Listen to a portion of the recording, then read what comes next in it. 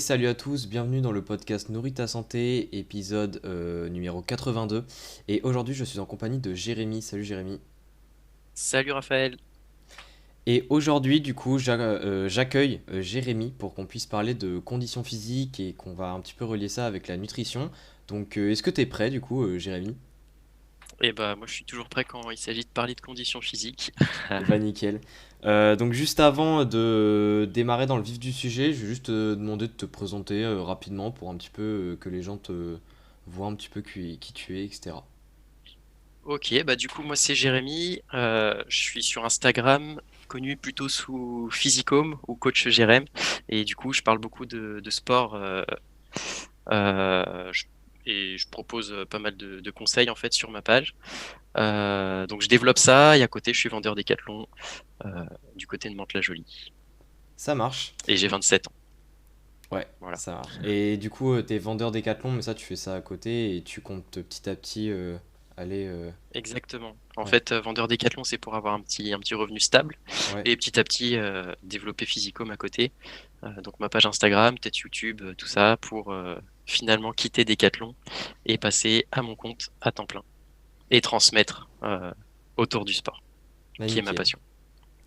Nickel. Et du coup, aujourd'hui, on va parler de conditions physiques. Et la première question que je voulais te poser, c'est déjà, qu'est-ce que c'est que la condition physique? Parce qu'au final, je pense que beaucoup de gens connaissent le terme, mais je pense que beaucoup ne voient pas trop la définition claire de ce que c'est. Donc, est-ce que tu pourrais nous éclairer un peu plus? Alors pour définir simplement la condition physique, je dirais c'est ce qui va nous permettre de vivre avec notre corps plein de choses. Dans le sens où si jamais j'ai envie de partir voyager, faire un trek en montagne ou quoi, bah mon corps il va pas me limiter. Je vais être Hmm. capable de faire le trek de A à Z. Je vais pas sentir de douleur particulière. Je vais avoir confiance en mon corps. Pour moi, la condition physique, c'est ça. Et en fait, je pars d'un constat. En fait, c'est que quand j'ai commencé la musculation, souvent il y avait je croisais des coachs en salle de sport, etc. Et toujours, il y avait un ou deux coachs qui me disaient, fais attention avec ce mouvement-là, aujourd'hui ça va, mais plus tard ça va pas aller, tu vas avoir Hmm. mal. Tu vas payer enfin, tu vas avoir des séquelles en fait par ta pratique de la musculation. Fais attention, c'est trop lourd, machin, machin. Et au final, moi, inconsciemment, je les croyais, mais Ouais. j'avais tellement envie de développer mon physique et mes performances que je me disais, tant pis, ça sera le prix à payer. Je fermais un peu les yeux, je faisais un peu l'autruche. Hmm. Et après, petit à petit, en fait, j'ai développé des douleurs assez tôt. Et en fait, en me renseignant, en me blessant, en me luxant les épaules, etc., je me suis renseigné de plus en plus. Et en fait, petit à petit, j'ai commencé à comprendre que à côté du sport, tu avais quand même tout un aspect condition physique, prendre soin des articulations, du cardio, Hmm. qui en fait te permettait d'avoir des prérequis pour faire les mouvements de musculation et pour ensuite pouvoir performer sans les douleurs. Ouais, je Je sais vois. pas si j'ai été clair. Ouais, c'est un petit peu, enfin, entre guillemets, c'est un peu une assistance pour, par exemple, t'aider dans ton sport principal, notamment. On peut voir ça comme une assistance, mais je pense que dans la majorité des cas, ça devrait pas être une assistance, mais plutôt le principal en fait. Ouais. Ouais, ça devrait faire partie, en fait, du programme, entre guillemets, officiel qu'a la personne. C'est-à-dire que la séance, par exemple, si imaginons, là, je parle de séance de conditions physiques, mais, enfin, c'est pour qu'on comprenne, mais la séance de conditions physiques est, entre guillemets, aussi importante et complémentaire à la séance du sport spécifique que fait la personne. Exactement. Et en fait, cette séance de condition physique, comme tu appelles ça, elle va dépendre de chaque individu en fait. Hmm. Des personnes qui sont très mobiles, par exemple des hanches, ils n'auront pas le même programme qu'une personne qui est très mobile des épaules, mais à qui à l'inverse, au niveau des hanches, ils sont complètement bloqués. Ouais, ça marche. Donc en Et fait, c'est très à individualiser en fait. ouais.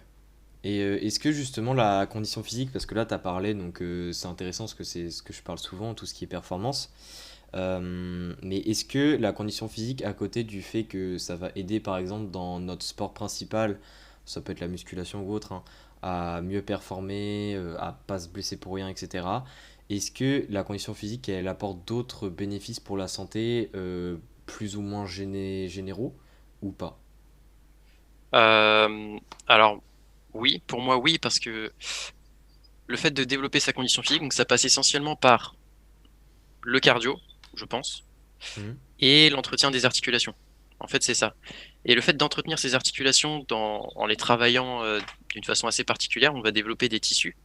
Et ces tissus-là, ils seront relativement profonds. Et plus on va vieillir, plus c'est des tissus qui vont être négligés en fait. Ouais. Et c'est ça qui est hyper cool avec le travail de la condition physique et de la mobilité du coup, parce que c'est carrément lié.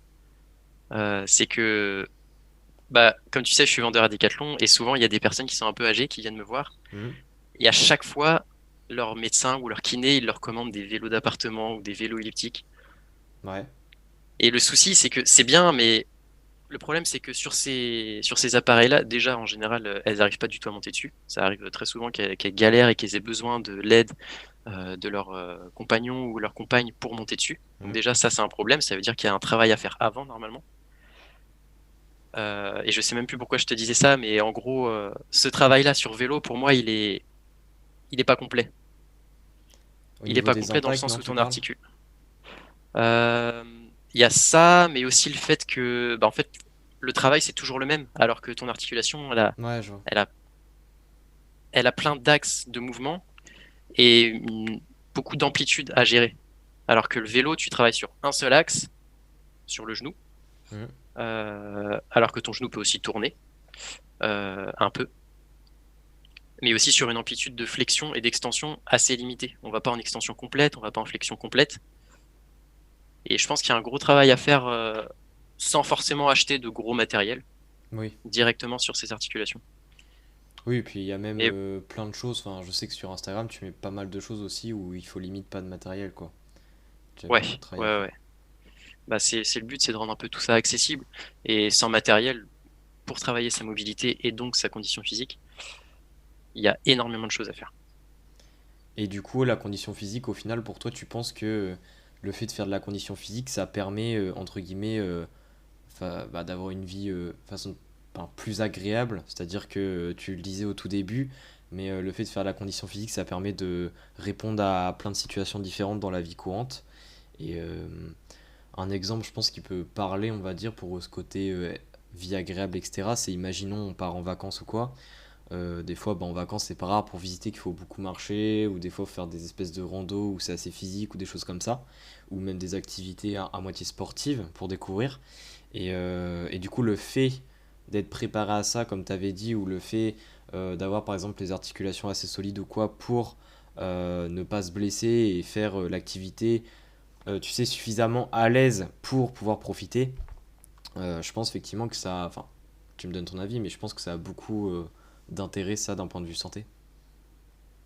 Alors oui, pour moi, ça a carrément tout son intérêt d'un point de vue santé. Et en fait, bah, moi, je pars du principe que si tu veux être heureux, tu as besoin de liberté. Mhm. Et ton corps, tu peux pas te libérer de ton corps, il est toujours là avec toi. Ouais, Et donc, si tu veux être libre après dans tout ce que tu fais, bah, il faut que ton corps puisse suivre au maximum, il faut pas qu'il te limite. Il faut pas qu'il soit en fait ta propre prison, si tu veux. je vois. Et pour moi, si tu veux le libérer et profiter au maximum de tout ce qu'il y a autour de toi, de tout ce que la nature a à offrir, si tu as envie d'aller faire du bateau ou n'importe quoi, ramer, sans aucune douleur, bah, c'est bien d'entretenir son corps. Parce que si lui, il te limite, bah, à ce moment-là, tu fais plus rien. Et puis, tu deviens dépendant des autres de plus en plus vite. Et bah, après, tu t'enfermes dans ton corps, en fait, sans pouvoir Ouais, c'est libérer ça. quoi que ce soit. C'est ça. Et justement, quand tu parles de conditions physiques, parce que là, au final, bon, je sais que moi, la plupart des gens qui écoutent, ils sont sportifs, ils ont déjà leur sport, etc.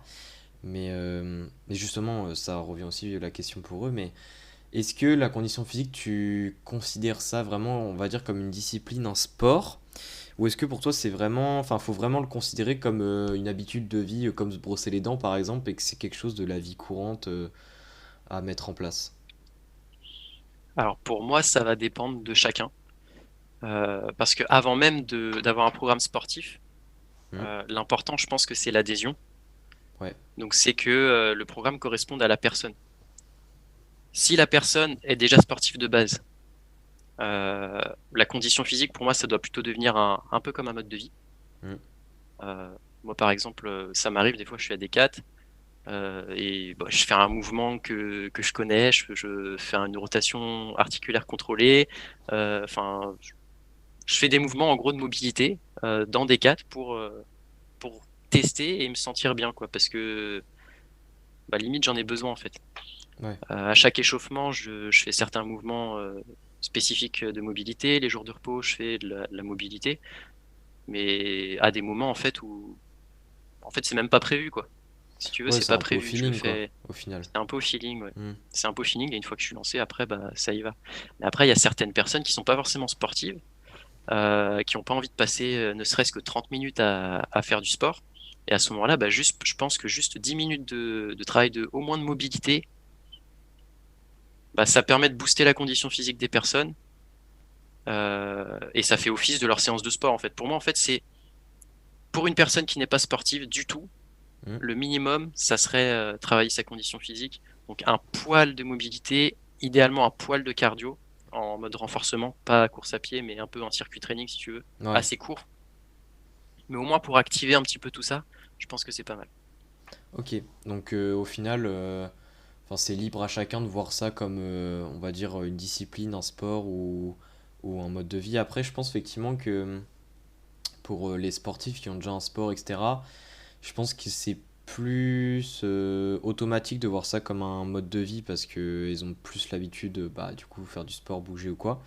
Et évidemment, vu qu'elles ont déjà leur sport, elles voient déjà leur sport comme étant le sport. Mm. Et je pense effectivement pour les personnes du coup qui font pas souvent du sport et peut-être qui sont pas très actives ou quoi, déjà même comme tu l'as dit, 10 minutes, par exemple, même tous les jours, hein, 10 minutes c'est déjà bien. Euh, Voir ça comme du sport, des fois ça peut aussi aider, je pense, les personnes à adhérer et à se motiver, tu vois. Ouais, je suis assez d'accord.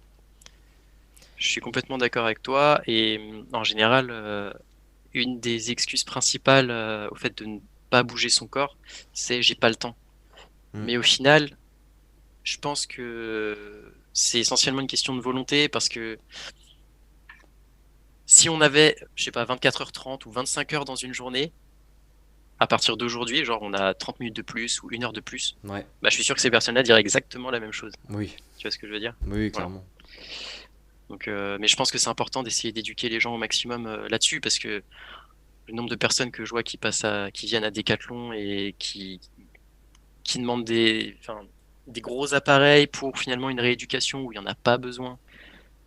Moi, je suis vendeur à Decathlon, je suis pas coach quand je suis là-bas, donc j'ai pas à donner mon avis. Voilà, je Mm. respecte l'avis de leur médecin et puis voilà. Mais je pense qu'il y a tellement mieux à faire que ça. Oui, clairement. Oui, il y a beaucoup d'améliorations. Et pour revenir du coup un petit peu, vu que c'est souvent le public, on va dire, que j'ai, pour revenir un peu sur le côté vraiment des personnes qui font déjà leur sport. Donc du coup, tout à l'heure, tu as dit que la condition physique, c'était intéressant donc pour améliorer les performances dans le sport principal. Est-ce que, enfin, du coup, c- ça augmente les performances, mais concrètement, en fait, par quelle enfin, pas par quelle méthode, mais par quel moyen la condition physique permet justement d'augmenter les performances dans le sport principal alors qu'on pratique pas, du coup, le sport principal en tant que tel lors de la condition physique. Ok. Alors pour moi, il y a déjà il y a un axe, c'est que quand tu fais un sport en particulier, Mhm. mais que tu t'intéresses pas du tout au travail annexe, donc sur la condition physique, sur le travail articulaire, tu peux être amené à connaître des blessures Ouais, et à pas forcément savoir les gérer. Et à ce moment-là, en fait, quand tu es blessé, tu as deux options. Soit tu te décourages, tu te démotives, mhm. soit tu mets tout en œuvre pour pallier à cette blessure. Ou en fait, il y a une troisième option, soit tu forces sur la blessure, mais après t'empires. Ouais, Et dans l'idée, le fait de s'intéresser à la condition physique, au travail articulaire, bah, ça va te permettre de gérer au mieux ces blessures. Déjà, de les prévenir au maximum, parce que tu vas contrôler de mieux en mieux ton articulation dans des amplitudes de plus en plus poussées.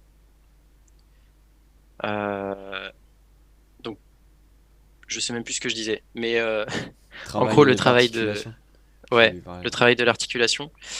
Euh, Si tu la travailles pas, mais que tu fais tes mouvements et qu'au final, tu as un petit manque quelque part sur un travail articulaire, sur un contrôle articulaire, Mhm. tu peux compenser sans t'en rendre compte avec autre chose.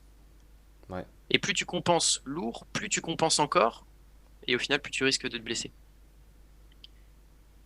Et Mm. donc au final, c'est plus sur le long terme, si tu veux, que pour moi, ça porte préjudice. Ouais, et Au c'est début, à beaucoup charge lié à la légère, t'as pas mobilité, du forcément. coup, en partie. Ouais, c'est extrêmement lié à la mobilité, ouais. Pour Ok. moi, ouais. Mais la condition physique, ouais, c'est. Pour moi, en fait, c'est extrêmement relié à la mobilité et au cardio, comme je te disais. Mais par rapport à la performance Mm.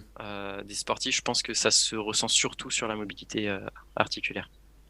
Ok. Et, euh, et du coup, par exemple, quand tu fais de la condition physique pour un sportif qui a un sport particulier, ça peut être du hand, ça peut être du ski, j'en sais rien. Ouais. Du coup, par exemple, les exercices que tu donnes ou quoi, tu les spécifies vraiment pour le sport, c'est-à-dire que évidemment chaque sport a un peu enfin, ses articulations qu'il utilise, par exemple pour l'épaule, tu vois, il peut y avoir beaucoup plus d'utilisé pour un sport en particulier la rotation externe qu'interne, tu vois. Et du coup, tu adaptes ces exercices de condition physique par rapport à tout ça, non? Exactement. Alors, on va prendre un exemple. Bah, pour un footeux, par exemple, Hmm. tu as énormément de changements de direction. Ouais. Une des blessures les plus courantes, c'est les ligaments croisés. Hmm. Et pour moi, ça, c'est parce que on travaille pas assez les prérequis, si tu veux. Pour le foot, ça veut dire qu'il y a un moment dans ton changement de direction, parce que c'est des mouvements qui sont brusques, assez rapides, avec beaucoup d'inertie. Bah, si ton genou n'est pas préparé, bah, il va lâcher direct. Alors que si tu mets en place un protocole d'entraînement bien spécifique Hmm. pour ton articulation, donc si tu améliores au final la condition de ton genou, bah, tu auras beaucoup moins de risques de te blesser. Et pour moi, c'est pour ça que, par exemple, Ronaldo, il se blesse quasiment jamais, quoi. Oui. Parce il a un travail à côté qui est exemplaire. C'est pareil pour quelqu'un, donc dans le cas du foot, par exemple, il y a un gros travail à faire sur le niveau de la chaîne inférieure, donc plutôt hanche, genou, cheville. Si on prend par exemple un joueur de badminton ou de tennis, là on va beaucoup jouer sur la rotation externe. Il y a pas mal de personnes qui se luxent les épaules sur du badminton, ne serait-ce que Hmm. juste du badminton, parce que tu as une grosse rotation externe à faire, tu vas chercher très loin derrière pour avoir un maximum d'élasticité, puis de puissance à retransférer sur ton volant. Et il y en a, bah, à partir du moment où on n'a pas une rotation externe puissante, moi qui me suis luxé les épaules, bah, j'aurais encore peur, je pense, d'aller chercher au badminton une grosse rotation externe. Ouais. Bah, je pense que c'est important de travailler ouais, de manière vraiment spécifique au sport en fait. Et spécifique à notre corps, parce que si tu es déjà extra souple des épaules, tu peux aller chercher une grosse rotation externe, bah, t'as pas forcément besoin Ouais, c'est ça. d'aller C'est la ça. travailler encore plus. C'est pour ça que c'est vraiment individualisé. Il y a des contrôles en fait quand tu es suivi par un coach. L'idéal c'est que le coach puisse contrôler tes articulations, voir tes amplitudes, voir ce que tu arrives à faire, voir tes limites, et ensuite travailler là-dessus en fonction de ton sport. C'est ça le rôle après du coach pour essayer d'améliorer les performances du sportif.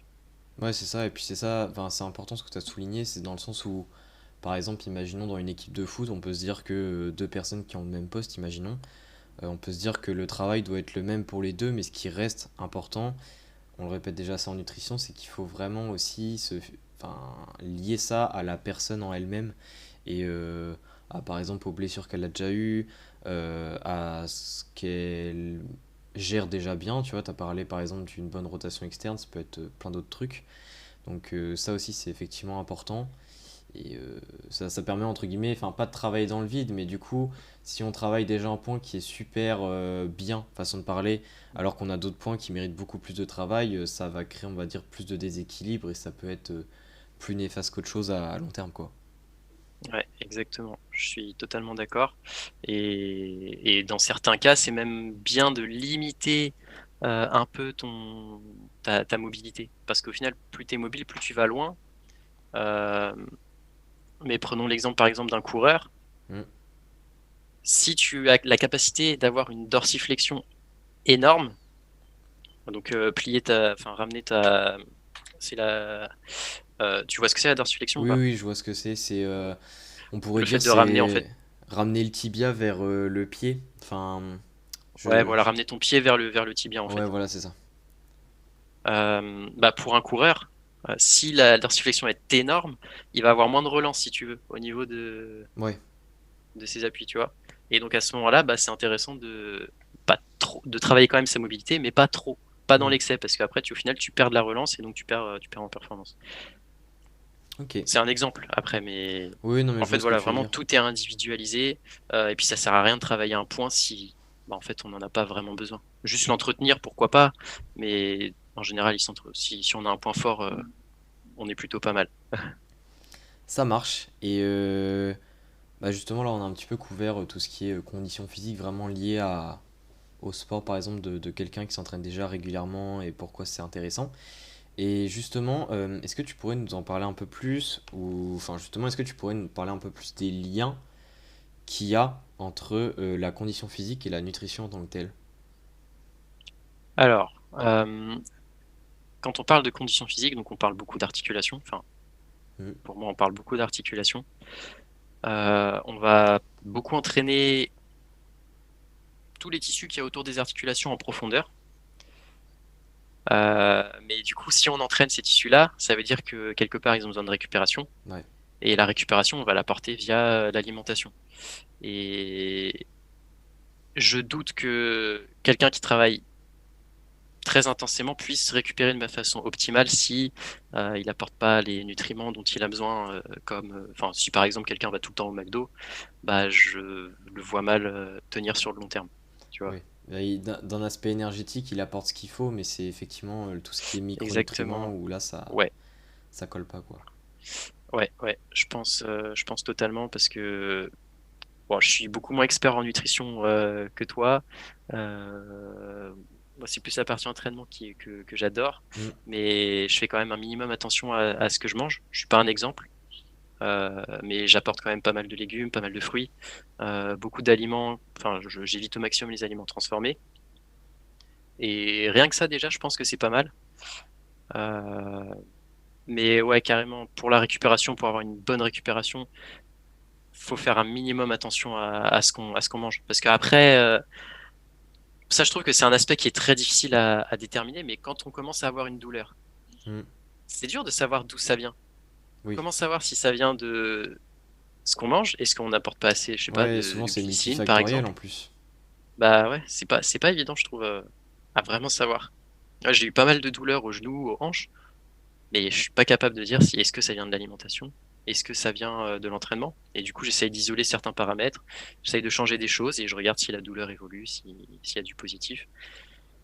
Ouais. Mais ouais, en général, on a tendance, quand on a une douleur, enfin moi en tout cas, j'ai tendance quand j'ai une douleur qui arrive à essayer à la fois de supplémenter en général en glycine ou ce genre de choses. Mm.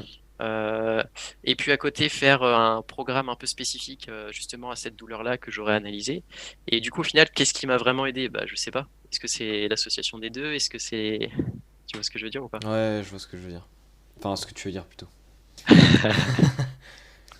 Ok, ça marche. Et je sais pas si tu avais peut-être d'autres petits points que tu voulais préciser.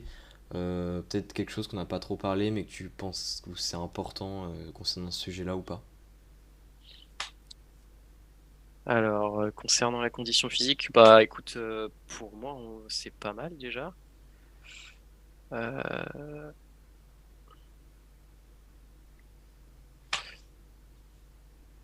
pour moi, ça me Si semble ça te pas paraît mal. bon, c'est que c'est bon, mais si je demande juste parce que des fois il y a, tu sais, en fonction des questions, etc., qu'on dit, il y a, ça arrive que des fois on répond, mais tu sais, au bout de 10 minutes après, il y a un autre truc qui nous revienne, donc c'est au cas où. Ouais, mais quand c'est comme ça, en fait, faut que je pense à noter et en général, je le note pas et je me dis t'inquiète, ça va revenir après. Et bah, en fait, ça revient pas. Non, mais Je après, peux pas faire deux choses à la si fois t'as si rien tu veux. qui te vient à la tête, c'est que normalement enfin, t'as dit tout ce que tu voulais, quoi. Ouais, je pense que globalement, c'est pas mal. Après, je sais que quand je vais réécouter ou quoi, je vais me dire pourquoi j'ai pas parlé de ça. C'est sûr, mais bon. Ok, Non, bah mais ça là, ça me marche. paraît bien. Bah du coup, déjà, je te remercie d'être venu pour l'épisode. Bah, merci à toi pour l'invitation, ça fait plaisir. Avec plaisir. Du coup, je mettrai tous tes réseaux dans la description. Donc, Ok. je mettrai ton site aussi, vu que maintenant tu as un site avec les différents services, etc. que tu proposes. Et puis, comme ça, les gens pourront te contacter si ça les intéresse. Donc, donc voilà. Et puis, bah, merci encore d'être venu et de nous avoir parlé de du coup la condition physique. Bah, merci à toi pour ton accueil, de m'avoir écouté, et puis à bientôt, Ouais, on se dit à la j'espère. prochaine. Merci à tous d'avoir écouté Et n'hésitez pas à laisser une note sur le podcast. Et on se dit à la prochaine. Ciao! Salut!